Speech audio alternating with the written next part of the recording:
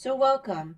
So today I'm going to talk about integrals in that area, and it's gonna be very related to something we've already talked about in terms of the integral being the area underneath the curve. It's just what do you do if a function is not always above the x-axis and it's not always positive. Okay, so and let me remind you a little bit of what we had learned already. So we have learned, right, that for a function f, so if I have a function f, right, so then I know that, so there are two things I would need to know. We would need that f of x is, we would always want that that's greater than or equal to 0 for each x in a particular interval. So for each x in, and then we had some kind of interval a, b. I feel like my interval was orange before, but I can't entirely remember that, so. Okay. And the second thing that we wanted was, well, if we want to be talking about, we know that we can integrate if there are discontinuities, like a finite number of them. But for the sake of looking at the area under the curve, we're assuming that f is actually continuous on our interval.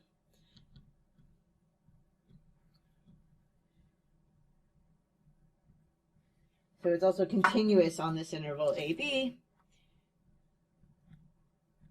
So if we have both of these things, right, then we know that this integral, so for a function like this, we know that if we take the integral from this a to this b of, and then we have our function f of x, and then this dx tells us that we're integrating with respect to x. It's kind of like our x-axis, our horizontal axis, is the area under the curve. So this is going to be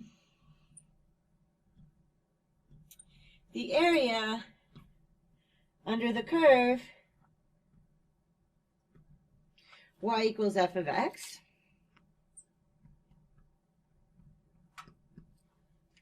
Okay, between x equals a and x equals b. So this could have been an integral with respect to t, and then this would be from t equals a to t equals b, but this is what we have for now. So between x equals a and x equals b. Let me step to the side because I think the orange a little bit blends in with, not that I have orange skin, but it does blend in a little bit with my skin. Okay, so we have the picture to have in mind. So this is like the x-axis. Sometimes when I try to go too fast, it ends up just disappearing, I've noticed. Boop, boop, boop, boop. Okay. And then we have, so we're going from x equals a to x equals b.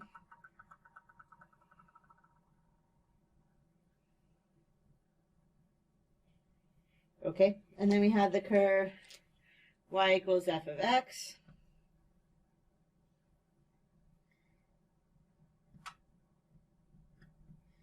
And then we're looking at this area underneath it, and that's going to give us, this area here is actually going to be this integral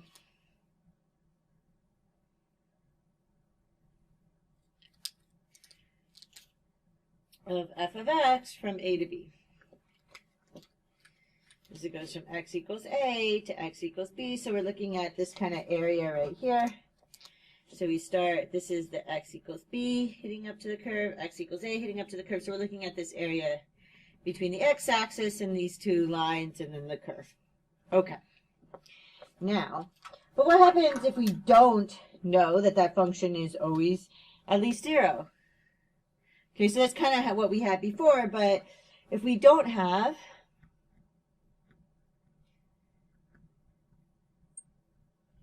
so if we don't have that this f of x is always greater than or equal to 0, so if we don't always have that f of x is greater than or equal to 0,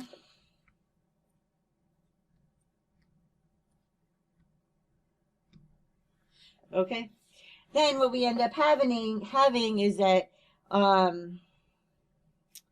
we have the integral from a to b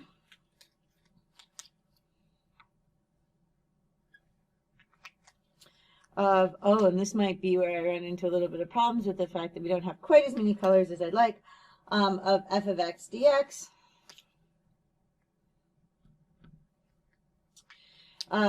Is going to equal the net area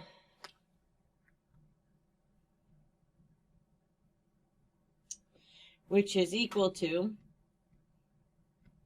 okay, so we're going to have two areas here. So the first one is going to be the area of the region above the x-axis. So this is the one that you're kind of used to. So A1, this is going to be the area of the region above the x-axis, but below curve, right?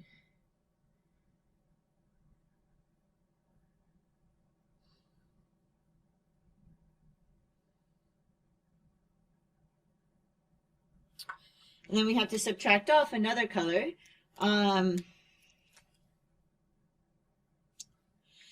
Oh dear. I'm going to subtract off. I think you can't actually see yellow. I mean, I think it looks the same as green. And I'm anyway just going to have to deal with that. So this is going to be A2, which is going to be the area of the region below the x-axis, but above the curve. So this is the area of the region, and I'll draw a picture for you. Nope, you can't read that. Of the region below the x-axis and above curve.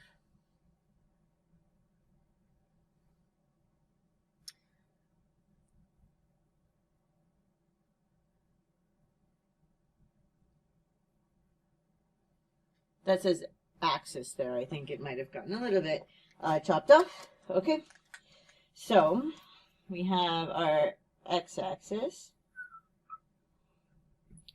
and we have some kind of function that's going to be going up and down and up and down.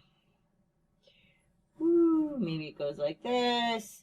Maybe it even touches and then goes like this and then goes down. Okay, let's say it was like this. So this is our y equals f of x.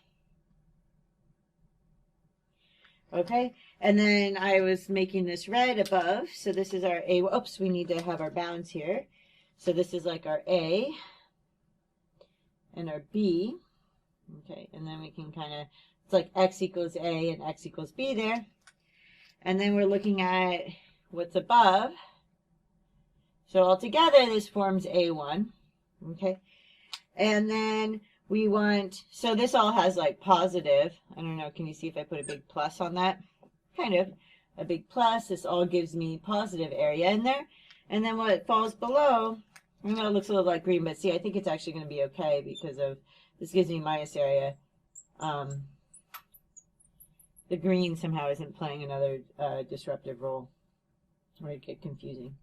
Okay. So that's kind of the minus area, and this is like my A2. This is not the kind of rectangle A1s and A2s.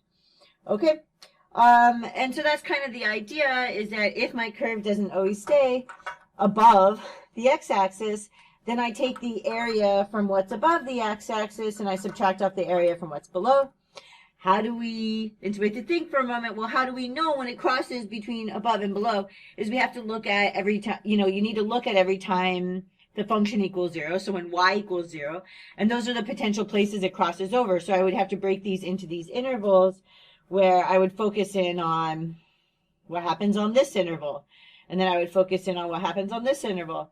And this one, and I know this is like an artificial 0, but that's actually good. I put it there on purpose so you could see, well, I could still focus on this interval, but see it's positive. This one, see it's positive.